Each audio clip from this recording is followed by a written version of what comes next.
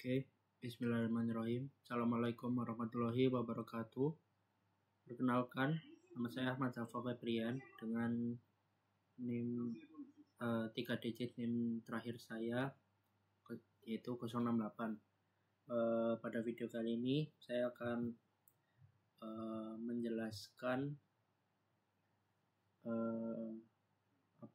presentasi tentang jawaban untuk soal UTS pada mata kuliah sistem terdistribusi dan keamanan.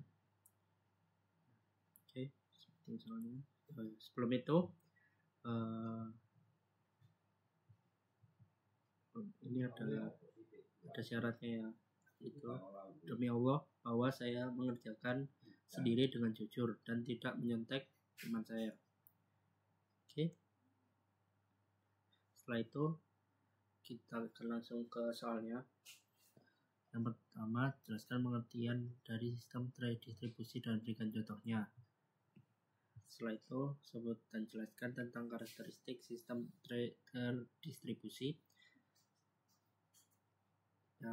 Selanjutnya, sebut dan jelaskan tentang arsitektur utama sistem terdistribusi. Nomor 4, jelaskan pengertian dari soket dan berikan contohnya. Nomor 5, jelaskan pengertian dari port dan sebutkan jenisnya. Selanjutnya, jelaskan pengertian dari service oriented arsitektur atau SOA. Nomor 7, sebut dan jelaskan service di SOA. Setelah itu, jelaskan pengertian dari RPC dan SOAP. Nomor 9, jelaskan pengertian dari WSDL dan RIST. Dan yang terakhir itu jelaskan tentang XML dan JSON serta RSS. Oke, di sini saya sudah bikin PPT-nya. Jadi langsung aja. Untuk yang pertama, pengertian dari sistem terdistribusi.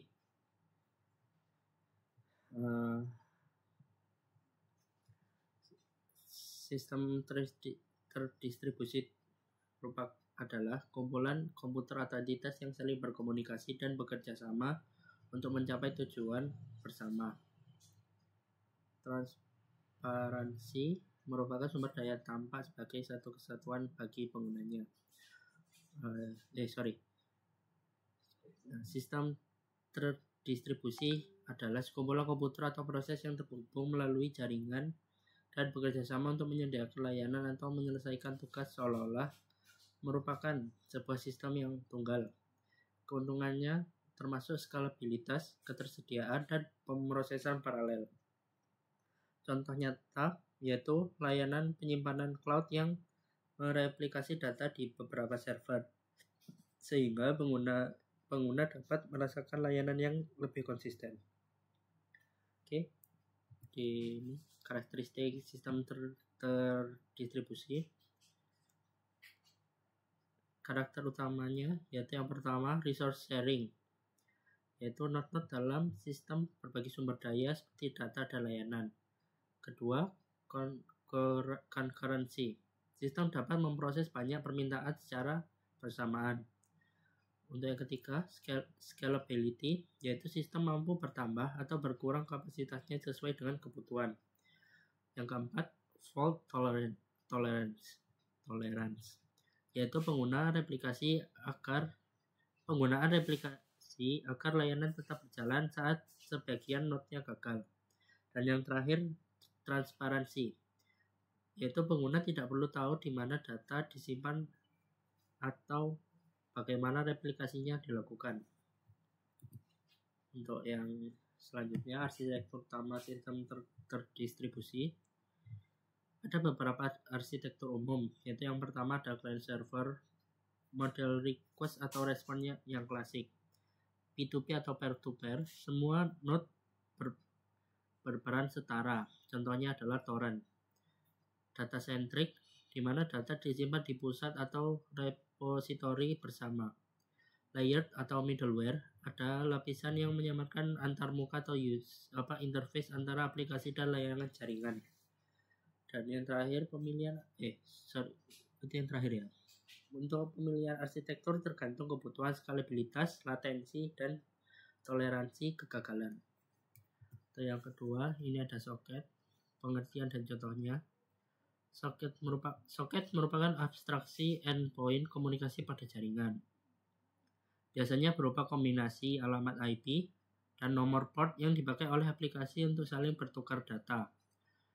Dalam pemrograman, kita itu membuat soket di sisi server, baik di bind, listen, maupun accept, dan di sisi klien, yaitu soket dan connect. Lalu bertukar data memakai read write.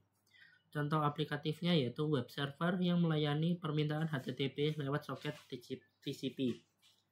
Untuk yang selanjutnya, ini ada pengertian port dan jenis-jenisnya. Port itu merupakan angka yang mengidentifikasi layanan maupun aplikasi pada suatu host.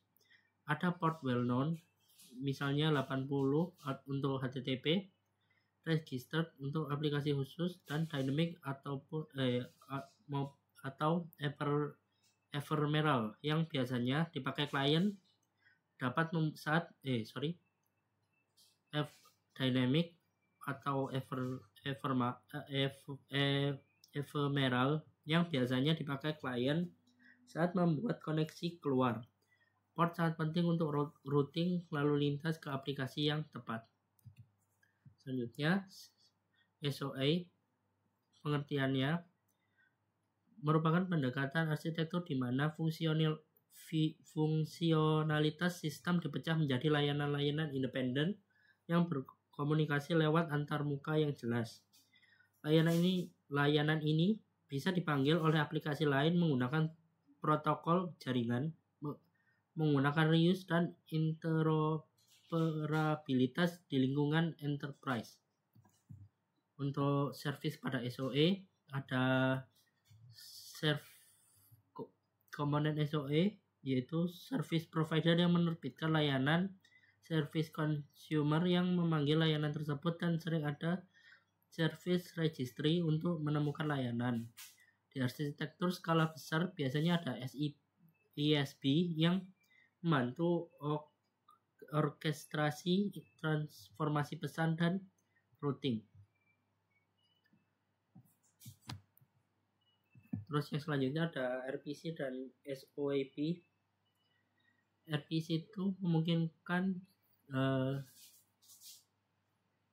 RPC itu atau kepanjangannya adalah Remote Procedure Control, yaitu mekanisme yang memanggil prosedur pada mesin lain seolah-olah itu adalah lokal.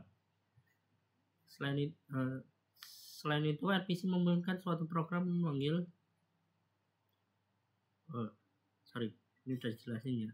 Terus biasanya ada stub atau generasi kode untuk marshal atau unmarshal parameter.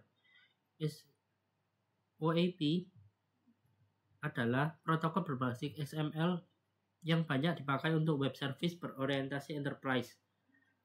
SOAP mendefinisikan format pesan transport biasanya sering lewat HTTP dan biasanya digabungkan dengan WSDL untuk mendeskripsikan layanan. Untuk WSDL dan REST-nya itu sendiri, WSDL atau Web Service Description Language adalah bahasa berbasis XML untuk mendeskripsikan layanan SOP. Operasi apa yang tersedia, tipe data yang dipakai, endpoint. Untuk REST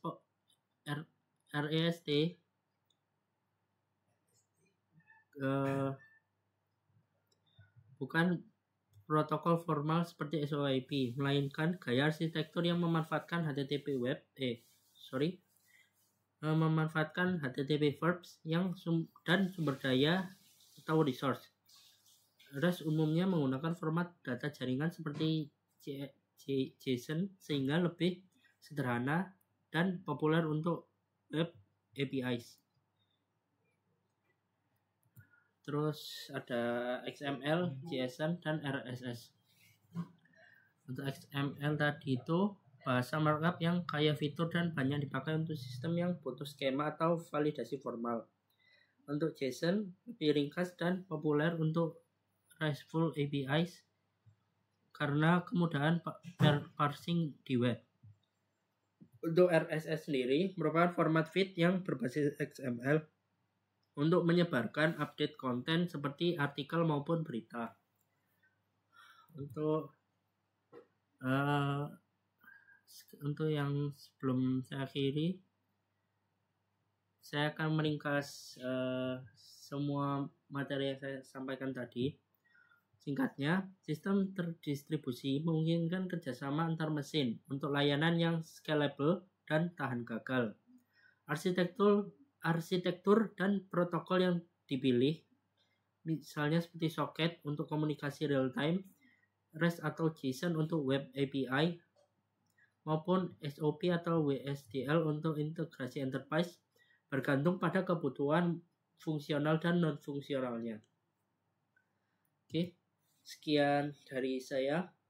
Sekian penjelasan saya terkait jawaban soal UTS sistem terdistribusi dan keamanan.